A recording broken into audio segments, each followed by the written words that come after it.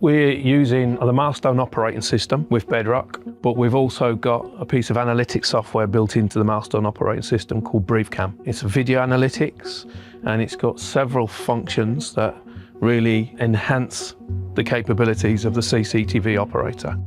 What it actually does is view the CCTV footage for us, either retrospectively on stored footage, or it will do it live time through the lens of the camera. And it's what we call object recognition.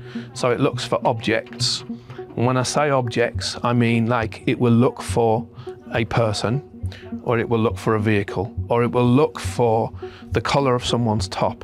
And that software will bring back all of the examples of an object that fits that description in minutes, because it can search through hundreds of hours worth of footage far quicker than a human operator could do it. We had a case last week on an attempted snatch, and it was a lady that had gone to take some cash out from an ATM, and as she withdrew the cash, the guy next to her tried to snatch it out of her hand. He wasn't successful, and he made off on foot along the street. Because of where the camera was and the distance to the ATM, the actual incident was very small and you couldn't really make out much detail. But as the chap walked along the street towards our camera, we got a better look at him. It wasn't a great image, but it was good enough to see that he was wearing a black t-shirt and blue jeans, but wasn't good enough to make a visual identification.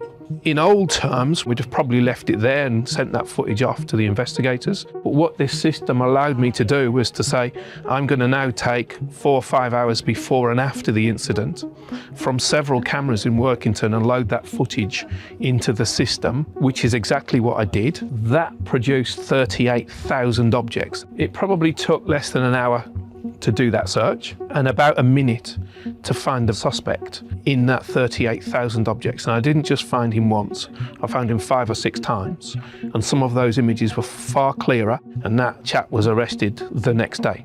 The job takes probably about a minute to set up. You set it running and you leave it, and you can go away and do something else whilst that processing. When you come back to it, it's literally applying filters to the results to get through the data to find what you're looking for.